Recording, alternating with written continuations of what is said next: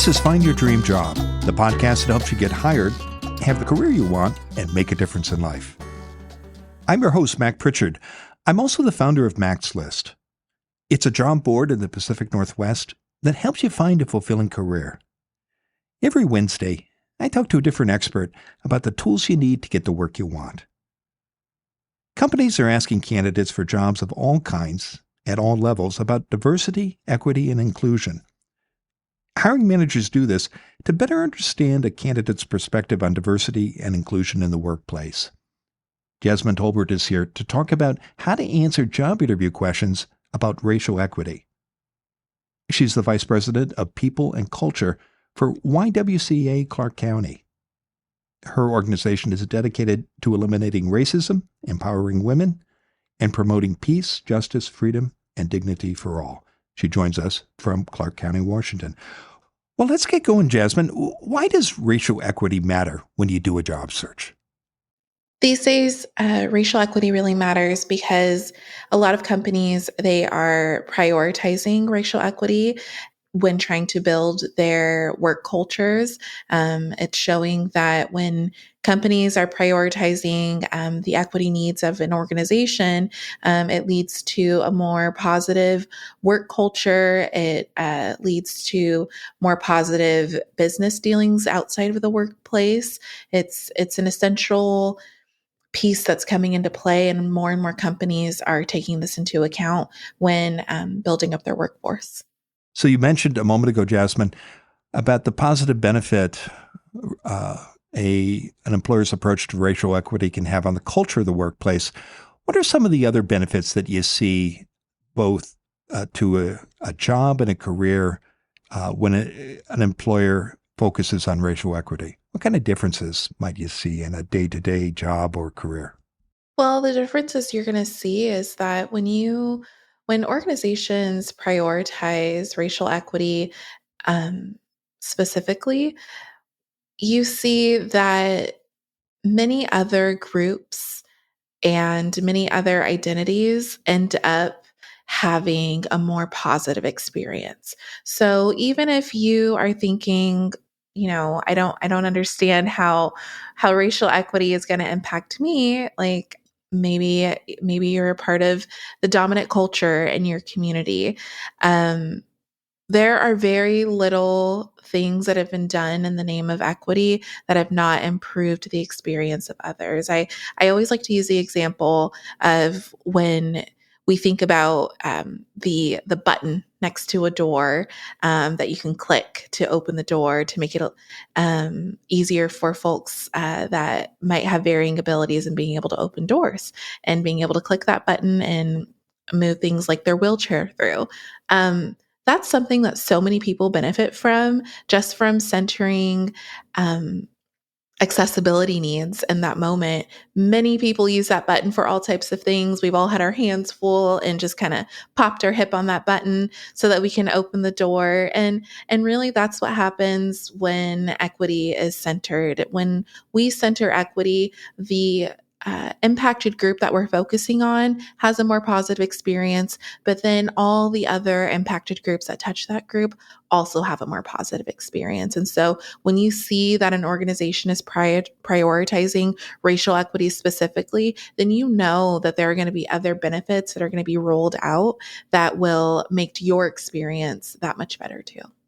If you're looking for organizations that do this and do it well, what are some techniques that you've seen work, Jasmine, for researching an organization's approach to equity, to racial equity, rather? How can you find this out when you're checking out an employer online and thinking about applying for a position at an organization? Yeah, when you're looking online, I always start with what does their overall website look like? When you look at their website, who does it look like they're trying to attract to their website? If you are seeing a bunch of people that all look the same, then that might be that group that they're trying to attract. I would like to go from there, and then I like to go and I like to look at their to see what their organization mission is. And I also like to look at, do they have an equity statement? And then if they do have an equity statement posted on their page, do they have any outlines or pieces about how they're trying to move that equity statement forward? Those are the things I look at. And then when I'm looking at the job posting itself, I'm looking at what are key things that are called out in their job description?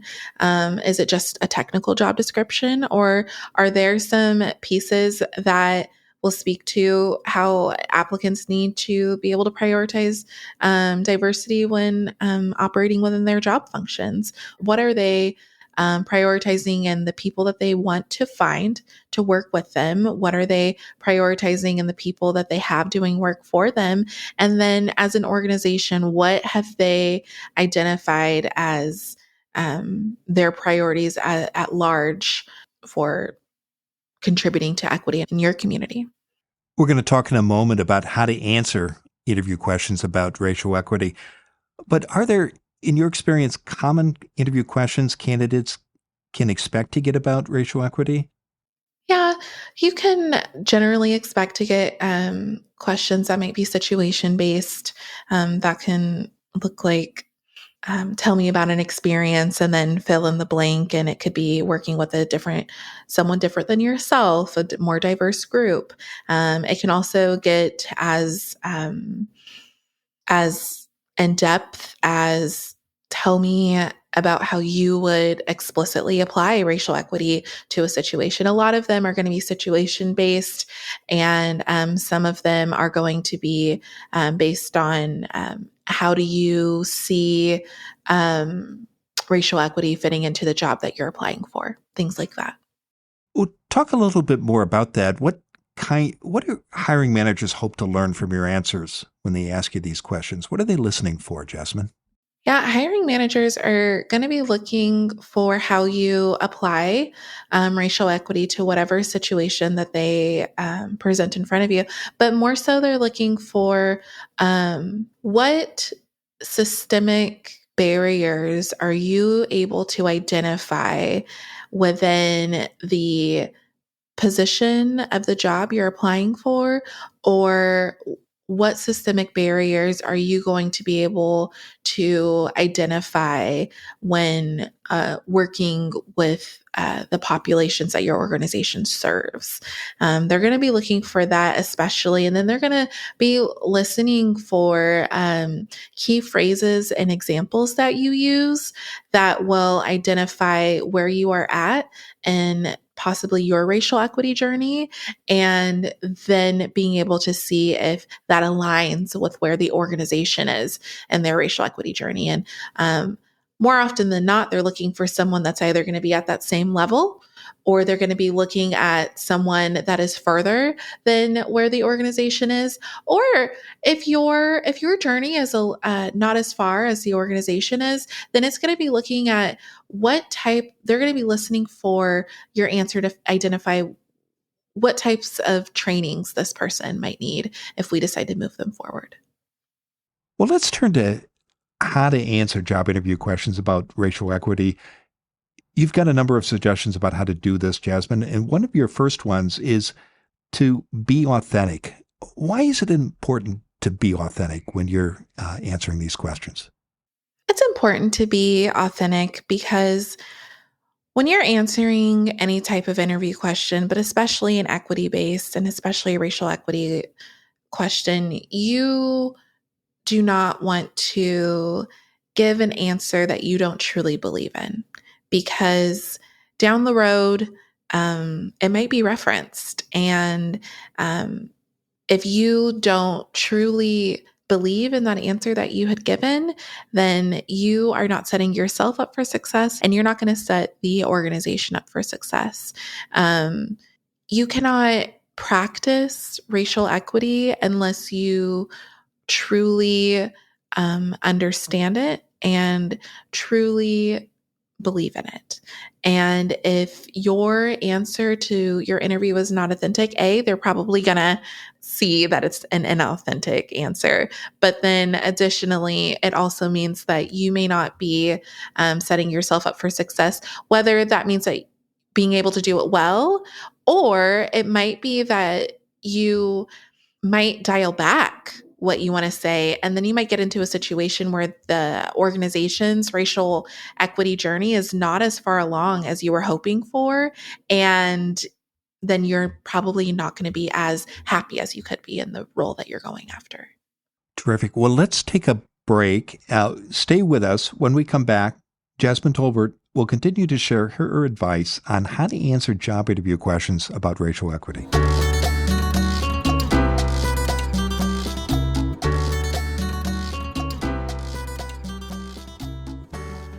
One in 5 Americans have learned a new language on their bucket list. If that's you, make 2024 the year you finally check it off the list with Babbel. Babbel's quick 10-minute lessons are handcrafted by more than 200 language experts to help you start speaking a new language in as little as 3 weeks. I use Babbel's courses to maintain and improve my Spanish, and I see the benefits every day. I especially enjoy the Babbel Live classes. They're available 7 days a week at any time of day and taught by more than 450 certified teachers. Here's a special limited time deal for our listeners. Right now, get up to 60% off your Babbel subscription, but only for our listeners at babbel.com/dreamjob. That's spelled BABBEL.com/dreamjob. Rules and restrictions may apply. We all know that first impressions matter. And the first thing a hiring manager sees is your cover letter. That letter gives you an opportunity to wow an employer. But too many job seekers squander this chance. They send a cover letter with typos, a sloppy format, and cut and paste text. And it's not enough to avoid those rookie mistakes. You also have to tell a compelling story. This sounds complicated, but in fact, if you follow a few rules, you can write a cover letter that stands out from your competition. Our Max List Guide shows you how to do this. It's called Simple Rules for a Winning Cover Letter. Go to maxlist.org/cover letter. We show you the content, structure, and style that hiring managers like. You'll get examples and templates you can use to write your own winning cover letter. Get Simple Rules for a Winning Cover Letter today. Go to maxlist.org/cover letter.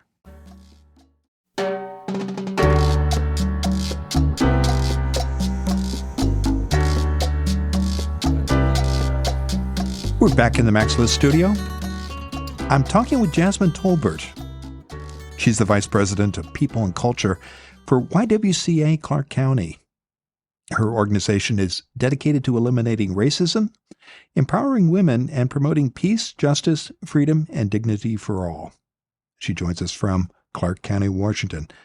Now, Jasmine, before the break, we were talking about how to answer job interview questions about racial equity, and you were talking about the importance at the end of that first segment about the importance of authenticity and the difference it can make in the conversation, not just about questions about racial equity, but in general in a job interview.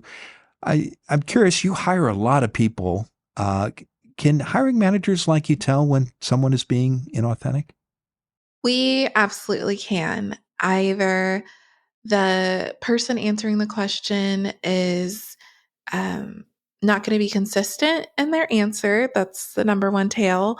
And then you will also notice that they'll use jargon that doesn't necessarily make sense in the answer. And when we ask follow-up questions, they'll usually have a hard time explaining from there. So with myself and all of my hiring managers here, that's how we can usually tell. And my colleagues in the community that ask similar questions, that's how they can usually tell as well, especially because when you're answering the quote racial equity question of the interview, usually the way you answer that question will also feed into the other questions that you answer throughout the interview as well. So if that's not happening, then we'll also notice that your answer was probably inauthentic. So inauthenticity is a mistake to avoid. Are there other mistakes you've seen candidates make when answering racial equity questions that you'd encourage listeners to avoid? Yeah, I hear a lot of people not truly listen to the question they're being asked, or if they provided the questions, maybe not read the question thoroughly. And so it's really important that when you're asked a racial equity interview question, that you're listening and you're pausing and you're reflecting. Before you give that answer. Sometimes candidates will not completely listen to the question, and the question might be, as I mentioned earlier, situation based. And it might be a very specific situation where you're interacting with a customer or participant, something of that nature. And instead of answering for that situation, I'll have candidates start to give an entire life story or narrative. And that that can sometimes be helpful, but more often than not, it leaves the interviewer with a question that hasn't been answered completely. And it can also, people can start to ramble a little bit, and it can give the interviewer too much information, or information that you didn't really want considered when they're trying to evaluate whether or not you can do the job that they're interviewing you for.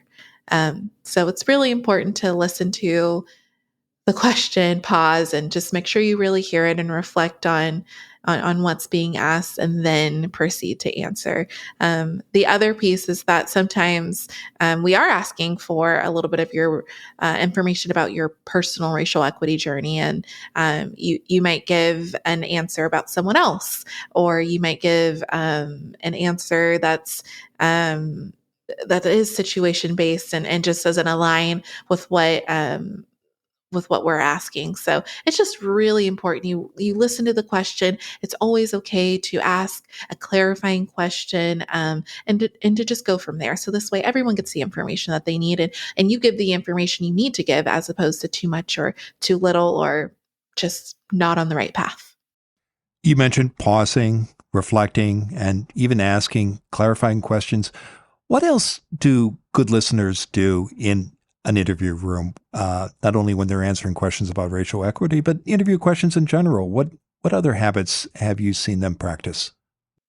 I always really value the folks that are um, really center respect and inclusivity in their answers. So you want to make sure that if we're asking you a question, and maybe it is a situation based question, that if we're bringing up different identities about a person, you want to make sure that when you're answering the question, that you're honoring the identities that were presented within the question. So if someone's speaking to their ethnic background, or maybe their gender, or something of that, then when you're answering the question about that scenario, you want to ensure that you're using correct pronouns. You want to make sure that you're not using derogatory terms. It's really important that you are incorporating the information you've been given really well into the answer that you're going to give, and that you're centering that respect and inclusion, because that's also a little bit of a tester of whether or not you're answering the question well, and once again, whether or not you're being authentic with your answer. Talk more, Jasmine, about the best way to share your own racial equity journey when you're a candidate in the interview room. Said sometimes people go down that road when because they haven't listened to the question. What's the best time to bring that up? I think the best time to bring it up is, depending on the question, probably at the beginning. So sometimes I might be hiring for a very population specific position. And so if you don't hold the identities you might be doing outreach to, then it's important to own that in the beginning by saying like, I am a member of the dominant community in this area. So the way I navigate this is going to be based on that. And so then you go into answering your question. That's one way to just do a little bit of acknowledgement. For historical purposes, whatever that might be, and then to go into the question without completely divulging too much information that the interviewer may not be looking for. And then if you're answering a question that's specifically about your own journey, it's naming your identities and speaking to how that has influenced how you navigate equity within your life, and then also navigate how you've gone to learn about equity in your life. Well, finally, Jasmine, I know another suggestion you have is the importance of practicing and preparing for interview questions about racial equity. What steps do you recommend a listener take to get ready for questions about this topic? Yeah, I think it's important to really research the organization.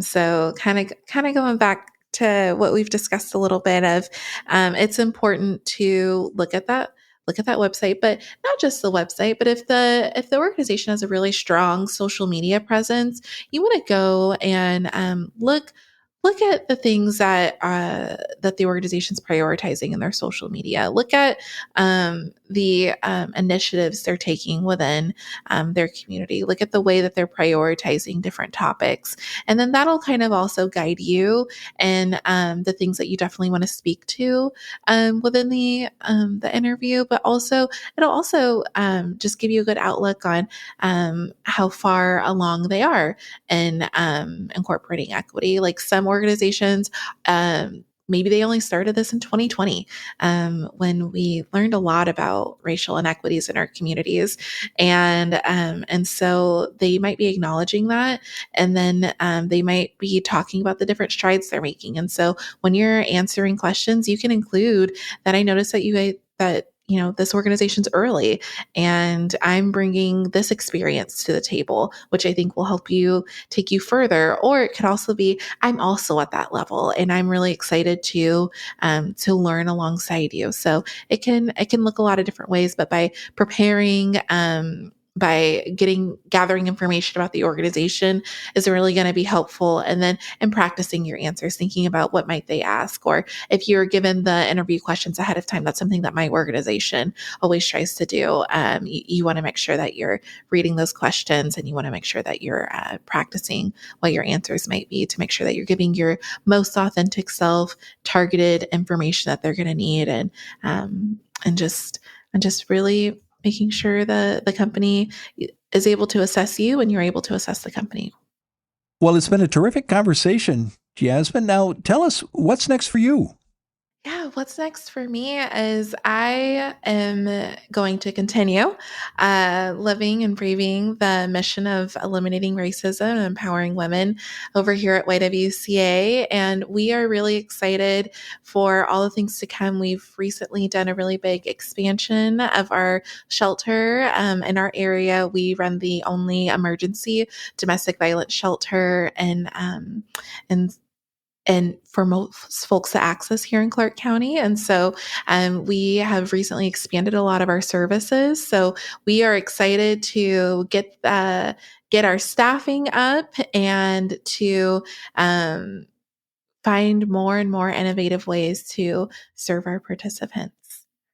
Well, terrific. I know that listeners can learn more about you and the work you do at YWCA Clark County by visiting the YWCA website, ywcaclarkcounty.org, and that you also invite listeners to connect with you on LinkedIn. And when they do reach out to you, I hope they'll mention they heard you on Find Your Dream Job. Now, Jasmine, given all the great advice you've shared today, what's the one thing you want a listener to remember about how to answer job interview questions about racial equity? Be authentic. It's the most important thing. If you can't do anything else, if you don't find time for anything else, be authentic, give a straight answer, and it will always land you where you were supposed to be.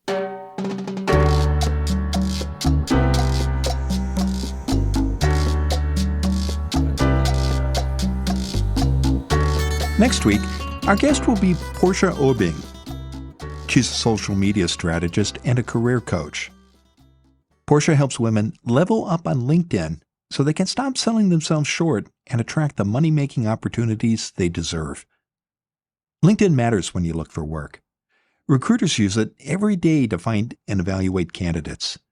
Join us next Wednesday when Portia Obing and I talk about how to build a LinkedIn profile that gets you hired. Until next time, thanks for letting us help you find your dream job. This show is produced by Max List. Susan Thorntonhoff schedules our guests and writes our newsletter. Lisa Kislin-Berry Anderson manages our social media. Our sound engineer and editor is Matt Fiorillo. Dawn Mole creates our transcripts, and our music is by Freddie Trujillo. This is Mac Pritchard. See you next week.